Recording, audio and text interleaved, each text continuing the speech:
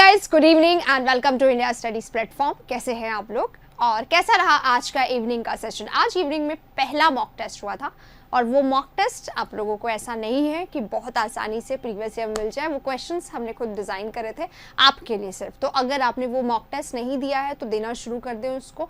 Every day it will be regular और बहुत अच्छा है कि आप उसको बहुत कम टाइम में कर लें।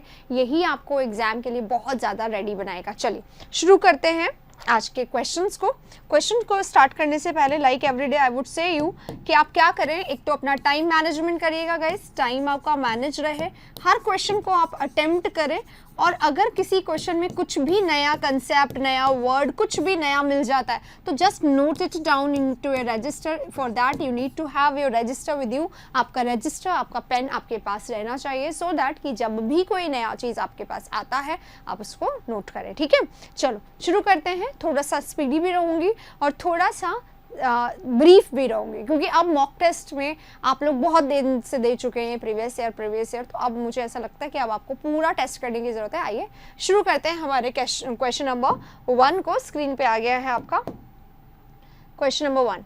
Over the past 20 years there has been a constant decline in the variety of vegetables that we eat because the native varieties are no longer available। Question हमने पढ़ लिया है। क्या करना है, ये वाला जो पार्ट है ब्रैकेटेड पार्ट, ये सेंटेंस इंप्रूवमेंट का पार्ट है।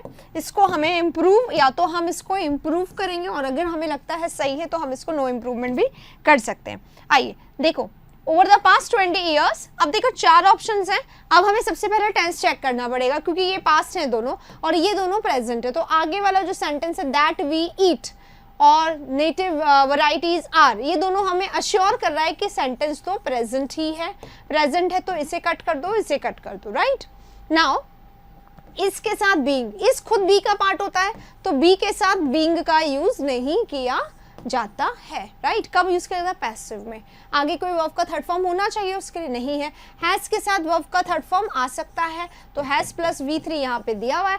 Has been a constant decline, grammatically बिल्कुल सही है। अब हम लोग सेंस वाइज भी देख लेते हैं। ओवर द पास्ट 20 years, पिछले 20 सालों में there has been a constant decline in the variety of vegetables that we eat. वो वेजिटेबल्स का वैरायटी दैट वी ईट जो हम खाते हैं उसमें क्या हो रहा है? अ कांस्टेंट डिक्लाइन, एक लगातार डिक्लाइन आए जा रहा है, नीचे जाए जा रहा है वो line over the past 20 years, पिछले 20 सालों में। क्यों? Because the native varieties are no longer available. जो लोकल मार्केट में जो लोकल सब्जियां हुआ करती थी, वैरायटी हुआ करती थी, वो अब अवेलेबल नहीं है। तो राइट आंसर हमारा नो इम्प्रूवमेंट इसमें सही हो जाएगा। अगले क्वेश्चन पे चलेंगे। ये रहा नेक्स्ट क्वेश्चन आप लोगों का। पैरा जम्बल्ड है गाइज, आपको एक बार देखना पड़ेगा पूरा। You have probably noticed with great disappointment that the battery does not seem to last as long as it did when it was brand new। the battery यहाँ पे शब्द लिख दिया गया है ना, और the battery लिखने के कारण ये हमारा स्टार्टिंग नहीं हो सकता। A से स्टार्टिंग है तो वो रॉन्ग है।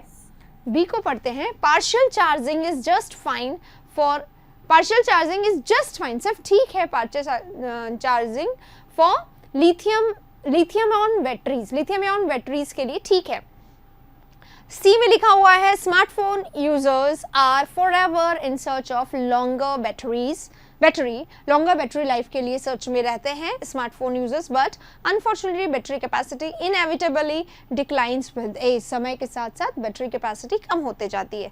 However one thing you can do to prolong the life of your battery, अपनी बैटरी की लाइफ को प्रोलॉन्ग करने के लिए, लंबा करने के लिए आप कर सकते हैं। वो क्या है? Partial charging. तो इससे इसका कनेक्शन है, सी का कनेक्शन है डी से, और यहाँ पे बात हो रही है पार्शियल चार्जिंग की। और पार्शियल चार्जिंग के बारे में हमने कहाँ पढ़ा था? यहाँ पर हमने पढ़ लिया था पार्शियल चार्जिंग के बारे में। ठीक है, तो डी का बी से कनेक्शन है, पार्शियल चार्जिंग और partial charging.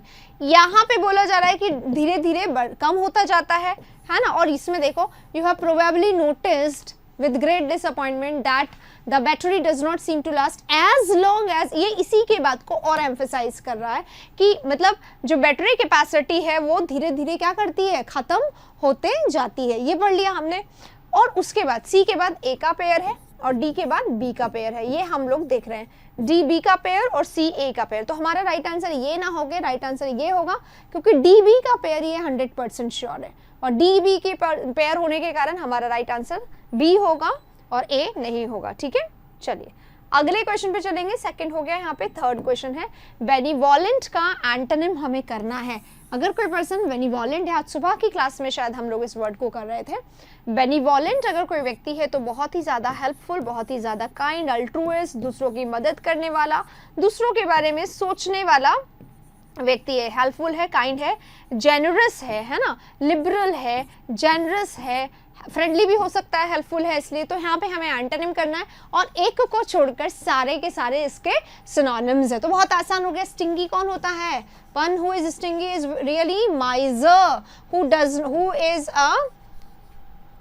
Does not spend a single penny, बहुत कम खर्च करने वाला पर्सन जो होता है उसको हम लोग माइजर बोलते हैं। स्टिंगी इसका राइट आंसर है।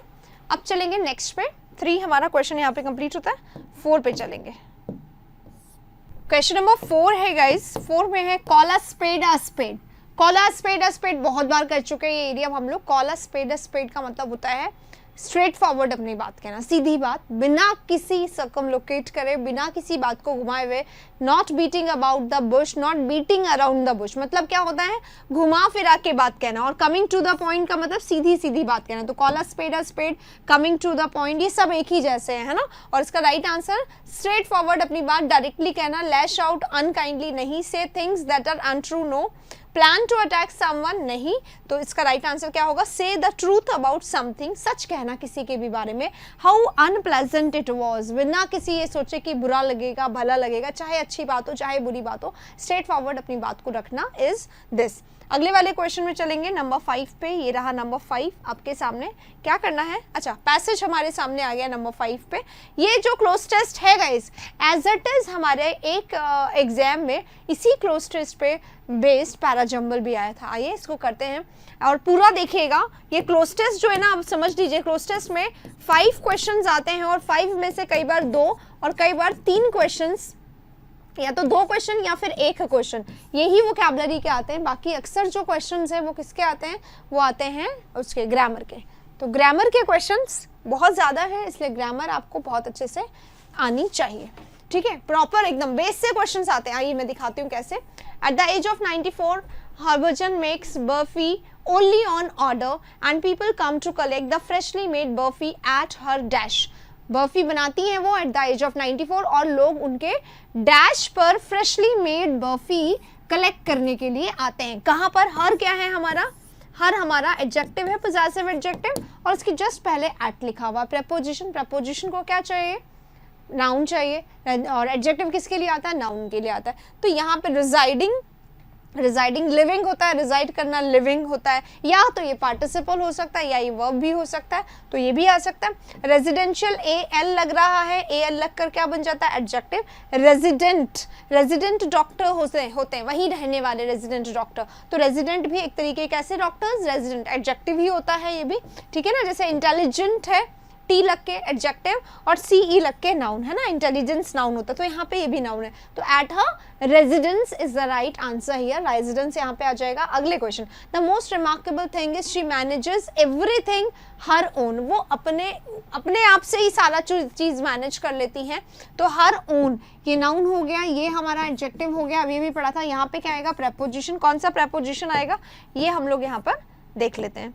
अगला है with her own, on her own, और फॉर हर ओन, या फॉर हर ओन माने खुद के लिए, पर हर ऑन हर ओन का मतलब होता है अपने आप से ही वो सारी चीजें मैनेज कर लेती है। From roasting the gram flour to cutting the dash shaped barfis, चाहे वो रोस्ट करने का काम हो, सिकाई है ना, रोस्ट करना यानी सिकाई। ग्राम फ्लोर क्या होता है? बेसन। तो बेसन की सिकाई से लेकर even cutting the dash shaped barfis, barfis का जो शेप है उसको काटने तक का काम वो खुद अपने आप से मैनेज करती हैं। यहाँ पे ये बोला गया। अब द हमारा आर्टिकल है, बर्फीज। बर्फीज क्या है? नाउन है।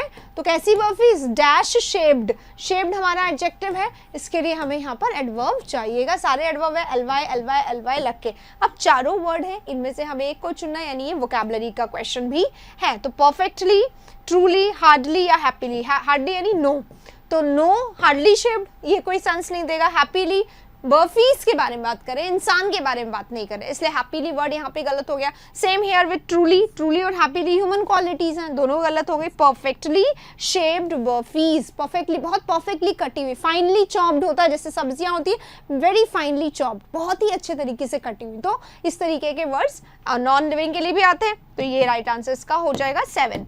अगले बारे में चलेंगे, नंबर 8। She believes, वो बिलीव करती हैं that it is better to wear out than to rest out due to her hard work, उनके हार्ड वर्क के कारण she received the best dash। अब देख लीजिए ड्यू टू यहाँ पे स्टार्ट में आया, सेंटेंस में स्टार्ट में ड्यू टू आया, तो आपको पता होना चाहिए ड्यू टू आ जाता है ना, स्टार्टिंग में आ जाता है जनरली, मतलब कुछ लोग बुक्स में लिखा आता है कि नहीं यूज करना चाहिए, but there is no point of that. She receive the best dash, उन्हें बेस्ट डैश मिला, क्या मिला? ग्रेटफुलनेस मिला, चार्म मिला, कंटेंट मिला या अप्रिसिएशन मिला। तो क्या मिला होगा उन्हें? तारीफ। उनके हार्डवर्क के लिए उनके क्या मिला होगा? तारीफ या रिकॉग्निशन या कोई अवार्ड। तो यहाँ पे अप्रिसिएशन दिया हुआ है, तो अप्रिसिएशन मिला कब? व्हेन शी वाज नेम्ड, जब उनका नाम आया किसमें? Entrepreneur of the year, year के बेस्ट एंटरप्रेन्योर के रूप में, मतलब सबसे अच्छा एंटरप्रेन्योर ऑफ द ईयर उनको अनाउंस कर दिया, जैसे स्टूडेंट ऑफ द ईयर, तो सबसे अच्छा स्टूडेंट को स्टूडेंट ऑफ द ईयर कहा जाता है। इसी तरीके से एंटरप्रेन्योर ऑफ द ईयर उनको बोला गया, तो ये उनके लिए क्या था? द बेस्ट एप्रिशिएशन था, सबसे ज़्यादा अच्छा तारीफ उनको मिली जब उनके नाम को उनको ये नाम दिया गया, एंटरप्रेन्योर ऑफ द ईयर। हो गए 8 नंबर। अब 9 पे आएंगे, ठीक है। ये देखो, ये क्वेश्चन भी हमारा वोकैबुलरी का, ये 3 क्वेश्चन जो थे ना 4, 5, 6, 7, ये तीनों क्या थे? ग्रामर के थे। ये वोकैबुलरी का प्रॉपर क्वेश्चन है। अगला वाला क्वेश्चन भी देख लो, ग्रामर का क्वेश्चन है। Has proven, had been proving, was proved या इज प्रूव्ड, ठीक है। अब अगला वाला question, this 94 year old women, पूरा का पूरा सब्जेक्ट है, सब्जेक्ट के बाद क्या आएगा? वर्ब आना चाहिए, सब में वर्ब है। तो इस वुमेन ने ये प्रूव कर दिया, यानी वुमेन हमारा कैसा है? एक्टिव सब्जेक्ट है, काम कर दिया उन्होंने। तो वॉज प्रूव्ड या इज प्रूव्ड, दोनों पैसिव है। क्या प्रूव किया? ये आगे ऑब्जेक्ट भी आ रहा, तो पैसिव नहीं है, आगे ऑब्जेक्ट नहीं आता, अगर पैसिव होता तो ये दोनों गलत हो गए। अब सेंटेंस पूरा का पूरा पैसेज, क्योंकि हमारा क्लोज टेस्ट जो है हमारा वो पूरा का पूरा प्रेजेंट में है, तो यहाँ पे पास्ट भी नहीं आएगा, कट गया। राइट आंसर हमारा has proved. This 94-year-old woman has proved that it is never too late to do a startup। Startup करने के लिए कभी भी लेट नहीं होता, कभी भी काम कर लो, राइट। तो इस तरीके से हमारा क्लोज टेस्ट पूरा भी हो गया। 4 क्वेश्चंस इसमें ग्रामर के आए हैं, 1 क्वेश्चन यहाँ पर वोकैबुलरी का आया है। मैं आप लोगों को बता दूं, आज सुबह मैंने एक सेशन लिया था गाइस, क्लोज टेस्ट का स्पेसिफिकली वो सेशन था जिसमें मैंने 1 गो में 12 क्लोज टेस्ट करवाए हैं।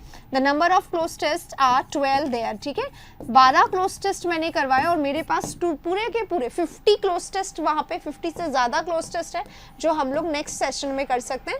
आप लोगों को अगर ये नेक्स्ट सेशन चाहिए क्लोज टेस्ट का, जिसमें हम लोग पूरे के पूरे क्लोज टेस्ट एक साथ ही में कर ले, तो आप प्लीज़ इसको कमेंट बॉक्स में बताइएगा, सो दैट मेरे पास मैसेज पहुंच सके और हम इस सेशन को करें। बहुत सारे क्लोज टेस्ट करने से आप ही लोगों की प्रैक्टिस और ज़्यादा हो जाएगी, और क्योंकि आप देख रहे हैं अब क्लोज टेस्ट बहुत आसान या बहुत टफ नहीं आता, लेकिन इट नीड्स प्रैक्टिस, वो आपकी मेरे साथ इस सेशन में हो सकती है। अब चलेंगे क्वेश्चन नंबर 11 पे, ये रहा टिमिड। यहाँ पे वर्ड लिखा हुआ है, टिमिड का हमें सिनोनिम करना है। तो अगर कोई व्यक्ति टिमिड होता है तो वो कैसा व्यक्ति होता है? टिमिड व्यक्ति है, टिमोरस है ना, टिमिड है, टिमोरस है, मॉडेस्ट है, डोसाइल है, यानी कि एक ऐसा पर्सन जो शाय है, जो कॉय है, जो फियरफुल है, जो अफ्रेड है ना, ये सारे सिनोनिम्स इसके हो जाते हैं। मॉडेस्ट है, ये सारे वर्ड्स हो जाएंगे। तो यहाँ पे मैंने जो मुझे कुछ लिखे हैं, लेकिन बहुत सारे हैं आपको पता है, और सारा का सारा वोकैबुलरी का एक भी वर्ड आपको ऐसा नहीं मिलेगा जो हमारे मॉर्निंग वोकैब सेशन से बाहर होगा। इस मॉर्निंग वोकैब सेशन अगर आप कर रहे हो रेगुलरली या पुराना रिविजन भी कर रहे हो, तो that two is very beautiful, बहुत ही ज़्यादा बेनिफिशियल है आप लोगों के लिए, ब्यूटीफुल नहीं beneficial, advantages for you to prepare your vocabulary properly. तो आप एक भी सेशन को मिस ना करें। विलफुल कौन होता है? विलफुल होता है हेडस्ट्रॉन्ग, जिद्दी पर्सन जो अपने आगे किसी की और ना चलने दे। मिसमैनेज पर्सन, अनकंट्रोल्ड पर्सन या फिर इनडिसिप्लिन्ड पर्सन जो होता है उसको कहा जाता है विलफुल, जो अपनी मर्जी का मालिक हो, जो दूसरों की बात ना सुने। शाय, कॉय, ये हो गया इसका आंसर। काइंड हमारा जेनरस है, काइंड है, बेनिवोलेंट है, शुरुआत में आया था शायद ये वर्ड, है ना। बेनिवॉलेंट है, काइंड है, बहुत ही ज़्यादा किसी को क्या कर रहा है, किसी की हेल्प कर रहा है, तो अल्ट्रूइस्ट है, ह्यूमैनिटेरियन है, फिलैंथ्रोपिस्ट है, जेनरस है, राइट। ये सारे वर्ड जिसको जाएंगे। स्ट्रांग है तो पावरफुल है, पोटेंट है ना, और रोबस्ट है, बहुत ही ज़्यादा सपोर्टिव है, तो वो काइंड हो जाएगा। स्ट्रांग है तो बहुत ही ज़्यादा स्ट्रेंथ वाला है। यहाँ पे हमें सिनोनिम करना था, टिमिड का राइट आंसर शाय हो जाएगा। अगले वाले क्वेश्चन में चलेंगे, ये रहा। ग्रामेटिकल एरर आ गया है, बहुत आसान क्वेश्चन है, लेकिन सारे ग्रामर एरर मैं ऑलरेडी आप लोगों को हमारे लॉन्ग 10 आवर सेशन में करवा चुकी हूँ। द कंट्री हमारा सब्जेक्ट है, हैज़ यहाँ पे वर्ब हो गया गाइस। अब हैज़ के साथ क्या आ सकता है, या तो वर्ब थर्ड या नाउन। तो नाउन कैसे आएगा, जब ये इन्फिनेटिव बन जाएगा। और इन्फिनेटिव कैसे बनता है, टू के पास वर्ब फर्स्ट लगा के इन्फिनेटिव बनता है। और हमें दूसरी बात क्या लेनी है, टू हमेशा अपने साथ वर्ब का फर्स्ट फॉर्म लेता है, सेकंड थर्ड फॉर्म नहीं लेता है, तो this is wrong. True struggle यहाँ पे राइट आंसर हो जाएगा। 4 इज द राइट आंसर, बाकी पढ़ने की जरूरत नहीं है। 11 क्वेश्चन खत्म होता है, 12 पे हम लोग आएंगे। 12 यहाँ पर पैराजम्बल है, एकदम साइड हो जाऊंगी मैं ताकि कि आप आराम से इसको देख सकें, कर सकें। सो लिखा हुआ, so what exactly are we eating, तो हम खा क्या रहे हैं एग्जैक्टली। सो से तो हमारा सेंटेंस शुरू नहीं होगा, क्योंकि इसके पीछे कोई ना कोई रीजन होगा, तभी इसने रिजल्ट क्लॉज बना के डाला है। और यहाँ पे लिखा हुआ है एंड, यहाँ से भी शुरुआत नहीं होगा। यहाँ पे लिखा है दे फाउंड। तो ये तीनों वर्ड्स कैसे हैं गाइज, जो हमें इंस्टिगेट कर रहे हैं, जो हमें हिंट दे रहे हैं कि भाई यहाँ से स्टार्ट नहीं हो सकता। ए से स्टार्ट है काट दो, ए से स्टार्ट है काट दो, बी सी से तो स्टार्ट ही नहीं है। तो अब 100% श्योरिटी स्टार्टिंग किससे होगा, डी से। A survey conducted by the Food Safety and Standards Authority of India under the Union Agriculture Ministry tested random samples of vegetables। एक सर्वे जो कंडक्ट हुआ था food safety and standard authority of India which was under the union agriculture minister, उन्होंने एक सर्वे जिसमें कि test हुआ, क्या टेस्ट किया उन्होंने, random samples of vegetables in markets all over India. पूरे इंडिया में जो भी वेजिटेबल्स अवेलेबल थे मार्केट में, उन सब का एक रैंडम सैंपल का टेस्टिंग किया गया, राइट। अब एंड देखो, so what exactly we are eating, और यहाँ पे and is our food giving rise to the many health problems. तो यहाँ पे क्वेश्चन और उसी में एक और क्वेश्चन ऐड हो रहा है, तो हमारा ए और सी का पेयर तो है ही है, ठीक है। डी से स्टार्ट होगा, ए सी का पेयर होगा, डी से स्टार्ट होगा, ए सी का पेयर होगा, दोनों अभी भी आंसर नहीं दे रहे हैं। अब बी को हमें पढ़ना पड़ेगा।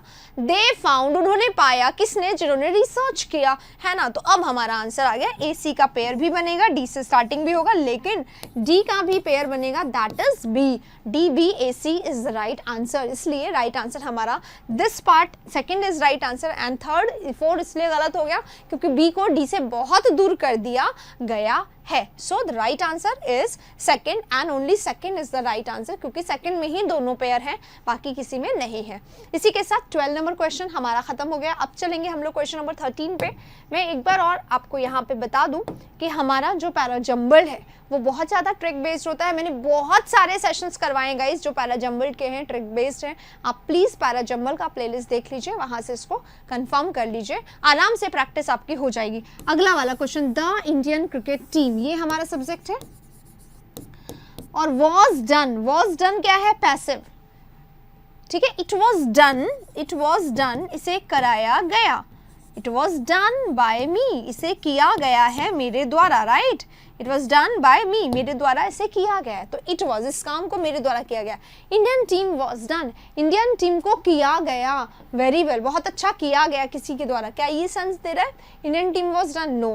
तो यानी कि या तो ये गलत है या ये गलत है। आइए देखते हैं। Very well this year and is ranked number 1 now, और नंबर 1 इसका रैंक हो गया है, मतलब इस बार उन्होंने बहुत अच्छा काम किया है। इंडियन टीम ने ही अच्छा काम किया होगा, तो वॉज डन गलत हो गया। यहाँ पर क्या कर देंगे, हैज डन, बहुत अच्छा काम कर चुकी है और इसलिए उसको रैंक नंबर 1 मिल चुका है अब, राइट। तो हैज इसका राइट आंसर होगा। प्रेजेंट में हमें इसको चेंज करना, इज डन भी मत लगा देना, कोई लोग इज डन लगा दें। इज डन क्या होगा, ये भी पैसिव ही होगा ना, जैसे कि ये है, इसमें इज लगा दो, इसे मेरे द्वारा किया गया, तो इंडियन टीम को किया गया है बहुत अच्छा, ये भी गलत ही होगा, तो पैसिव नहीं होगा। इसको हम लोग करेंगे हैज डन, इंडियन टीम ने काम किया है बहुत अच्छा, ठीक है। चलिए 13 is done, 14 is here. We found it dash, हमने फाउंड किया इसको कैसा, dash. To climb further due to bad weather, bad weather के कारण हमने इसको फाउंड किया कैसा, एक्साइटिंग, बैड वेदर था इसलिए हमने इसको फाइंड किया कैसा, डैश, अभी नहीं पता आगे का बोले, and decided to give up the expedition, और एक्सपेडिशन को गिव अप करने का, सरेंडर करने का, लीव करने का, छोड़ देने का ट्राई हमने डिसाइड किया, क्योंकि वेदर अच्छा नहीं था हम आगे नहीं बढ़े, ये बोल रहा है। तो exciting, we found it exciting to climb, अगर एक्साइटिंग होता तो हम चढ़ते आगे, है ना। बोरिंग, क्या ये डल था इसलिए हमने छोड़ दिया, नहीं, ड्यू टू वेदर, है ना। तो बोरिंग और एक्साइटिंग की बात यहाँ पे नहीं हो रही है, एक्साइटिंग और प्लेजेंट ऑलमोस्ट सेम है। वी फाउंड इट इम्पॉसिबल, और आगे बढ़ना, आगे फर्दर चलना it was impossible for us, तो यहाँ पे क्या आएगा, we found it impossible to climb further, right. अगले वाले क्वेश्चन में चलेंगे, 15 है, आंसर दीजिए आराम से, पूरा पढ़िए फिर आंसर दीजिए। Repetition of an initial sound in 2 और more words of a line, किसी भी लाइन में एक से ज्यादा वर्ड्स अगर सेम साउंड का रेपिटेशन दे रहे हैं तो उसे क्या बोला जाता है। जैसे कि अगर मैं बोलूं द बिग बीटल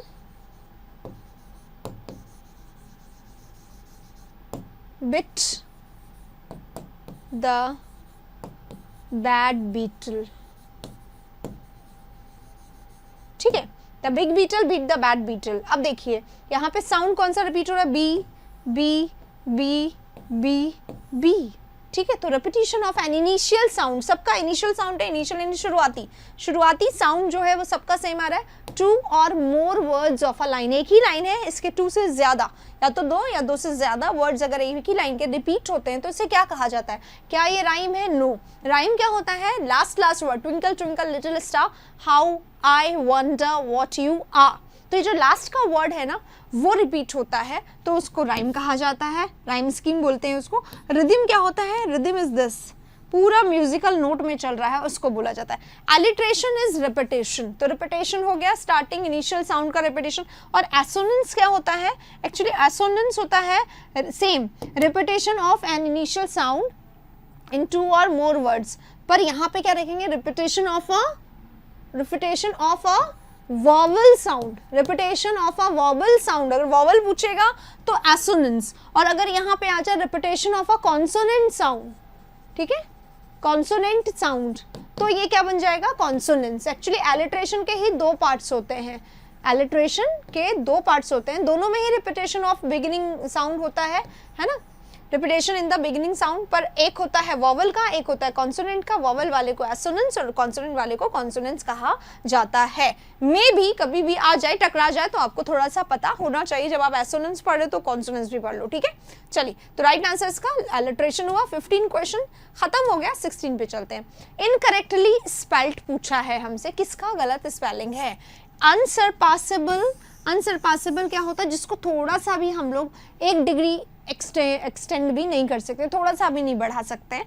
इनएडवर्टेंट क्या होता है, एक्सीडेंटली, जो कि अनप्लैंड हो, अनएक्सपेक्टेडली कुछ हो जाए, है ना, अचानक से कुछ हो जाए, उसको बोलते हैं अनप्लैंड, बोलते हैं इसको। इक्विवेलेंट है यानी कि सिमिलर है, अलाइक है, एक जैसा है। और इमिग्रेशन है, इमिग्रेशन यानी क्या होता है, कम इनटू द कंट्री।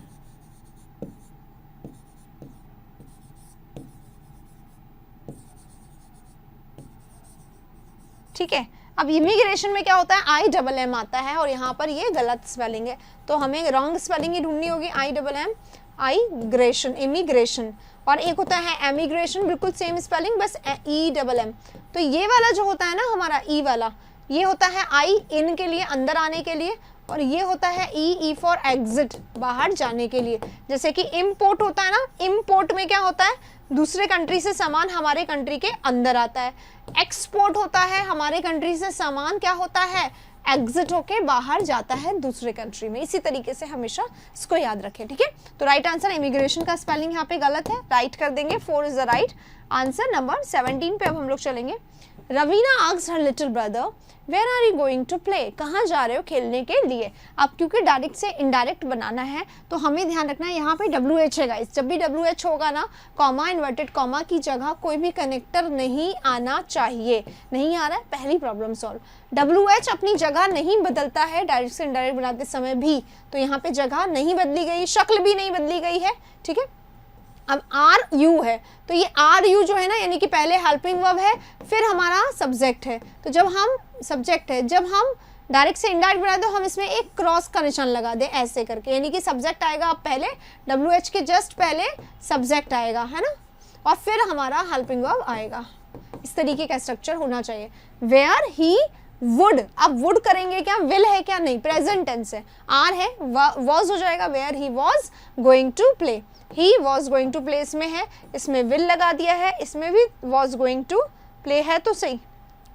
अच्छा, इसमें गलती कहाँ है, सैड टू को सैड टू ही कर रखा है, ये गलती है, सॉरी, ये तो हमारा डायरेक्ट से इनडायरेक्ट बना हुआ है ना, तो यहाँ पे सैड टू आना चाहिए, ये सही है, ये हमारा आस्क्ड के कारण गलत हो गया, बाकी कुछ भी इसमें गलत नहीं है।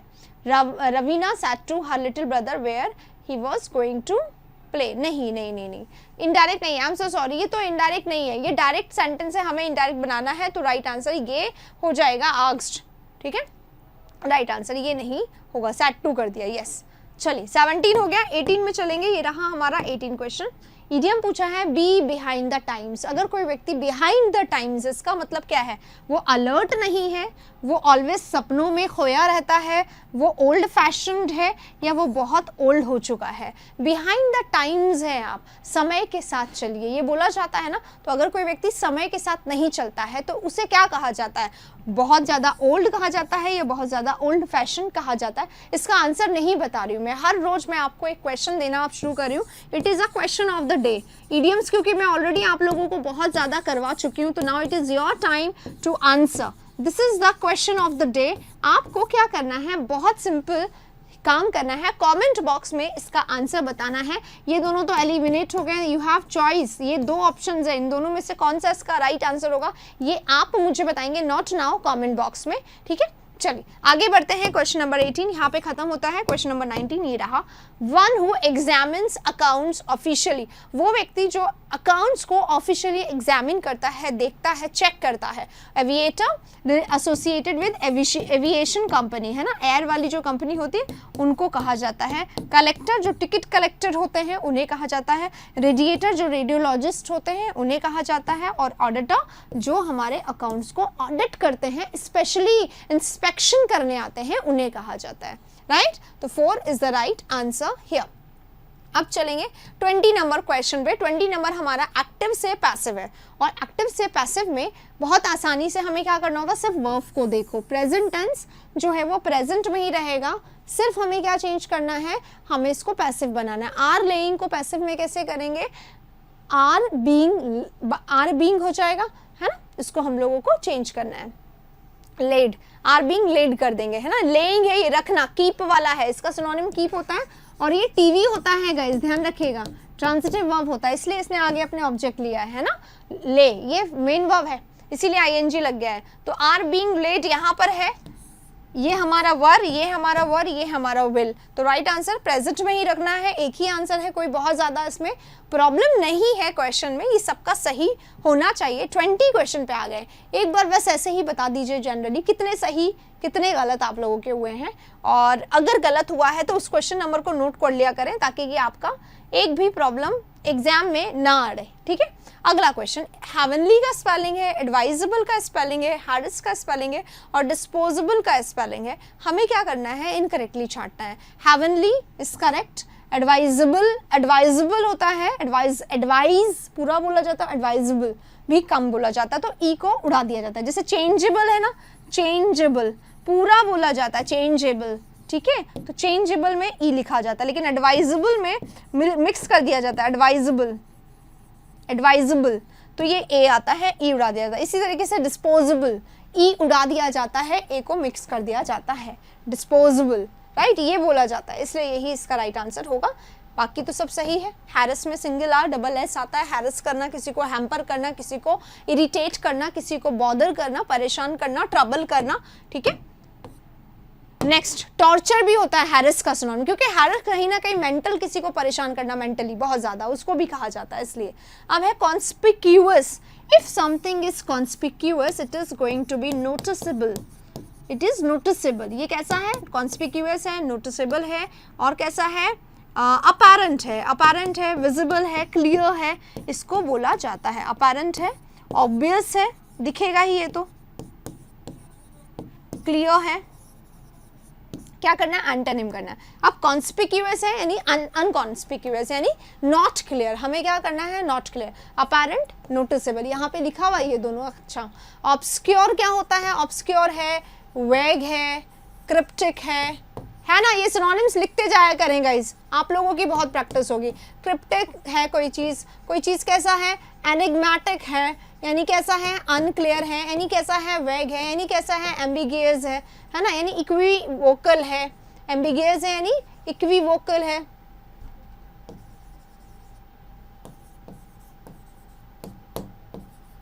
ठीक है, इक्विवोकल है। ये सब हो गया ऑब्सक्योर। ऑब्सक्योर है, अनक्लियर है, वेग है, डिफिकल्ट टू अंडरस्टैंड है, इल्यूसिव है, इवेसिव है। इवेसिव वर्ड भी इसी का सिनोनिम होता है। ठीक है, चलिए इसी के साथ ये सारे हो गए डिस्टिंक्ट। डिस्टिंक्ट है यानी डिफरेंट है, स्पेसिफिक है, या पेक्यूलियर है, या डिफरेंट है ना? दोनों तरीके का डिफरेंट यहाँ पे हो सकता है। तो राइट आंसर कॉन्स्पिक्यूअस का क्या होगा?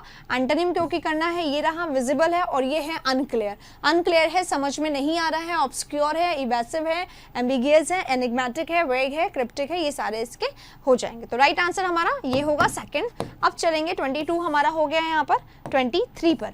ये रहा 23, फिलर है फिर से। In dash of the great work he is doing for economically weaker children, he has been given a special award. उसे दिया गया है एक स्पेशल अवार्ड, किस लिए? In dash of the great work, उसके ग्रेट वर्क के डैश के लिए। In reward of the great work, in resolution, resolution क्या होता है? Determination, firmness. ठीक है,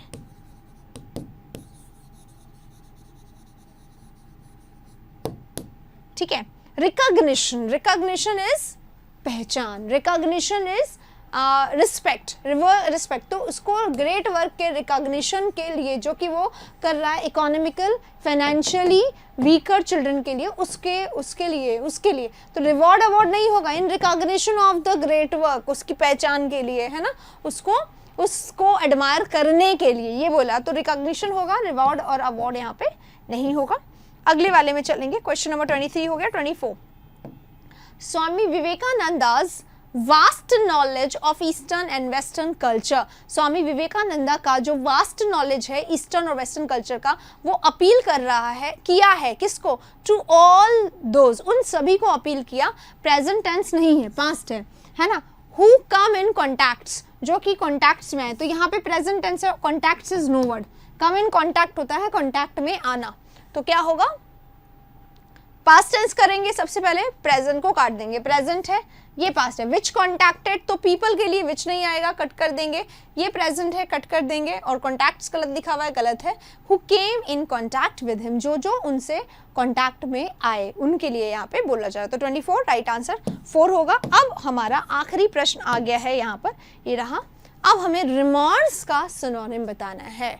रिमॉर्स क्या होता है? रिमॉर्स होता है पछतावा करना।